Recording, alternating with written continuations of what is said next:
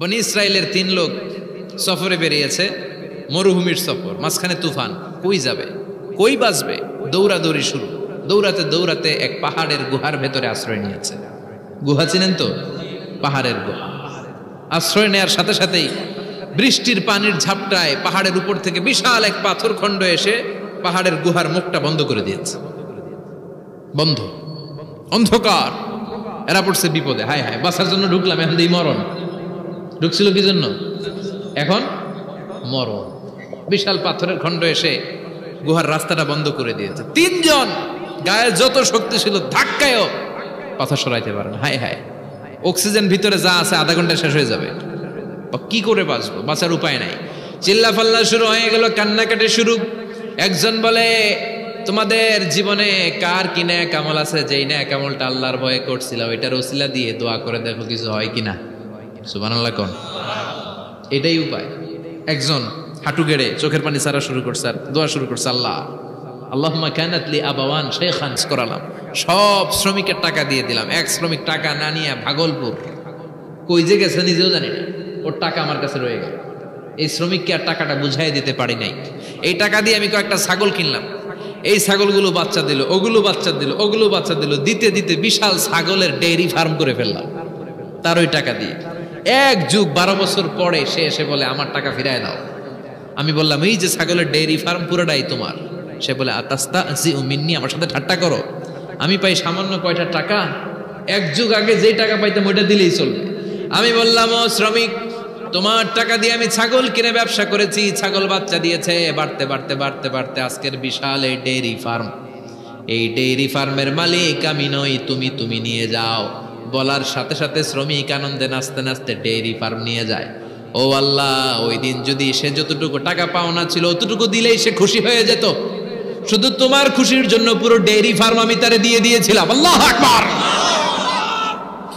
আল্লাহ, আজকের এই বিপদের দিনে আমার সেদিনের আমলটা যদি তোমার কাছে ভালো লাগে তুমি বাঁচাও। বলতে দেরি, মুহূর্তের মধ্যে বিশাল প্রকাণ্ড পাথর খণ্ডটা অন্যদিকে দৌড়ে চলে যায়। পাহাড়ের গুহা ওপেন, পাথর খণ্ড নাই। আল্লাহর শুকরিয়া আর তাকবীর দিতে দিতে 3 জন বের হয়ে যায়। সুবহানাল্লাহ পড়েন।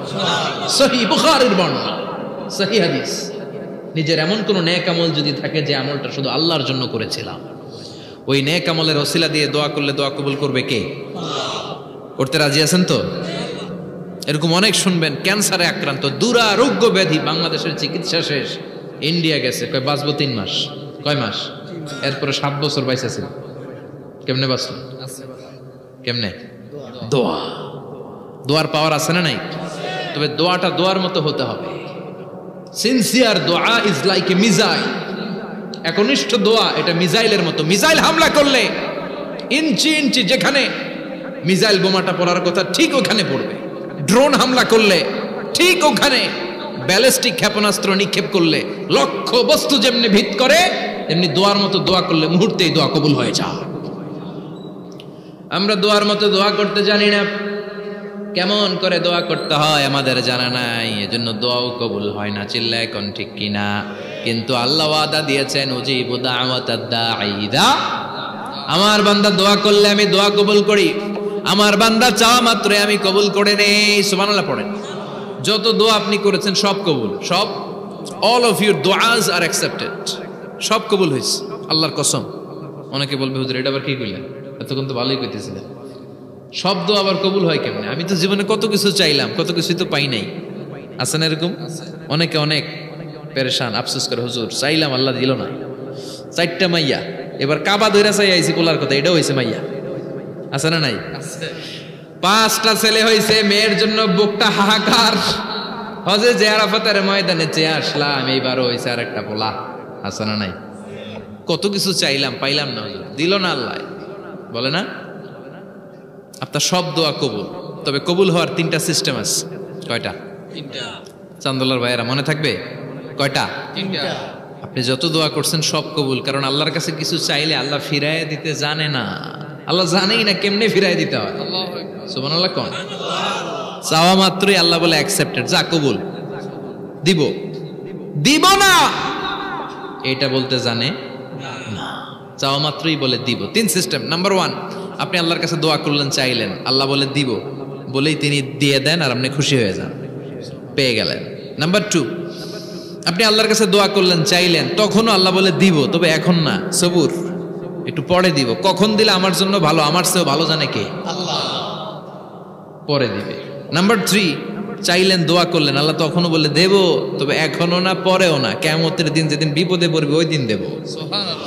যেদিন তোর বাবা তোরে চিনবে না, তোর মা তোরে চিনবে না, বন্ধু বন্ধুরে চিনবে না, পীর সাহেব মুরিদরে চিনবে না, মুরিদ পীর সাহেবরে চিনবে না, ইমাম সাহেব মুসল্লিরে চিনবে না, মুসল্লি ইমাম সাহেবরে চিনবে না, কেউ কাউরে চিনবে না। ওই কঠিন দিনে তোরে আমি বাঁচাইয়া দেব।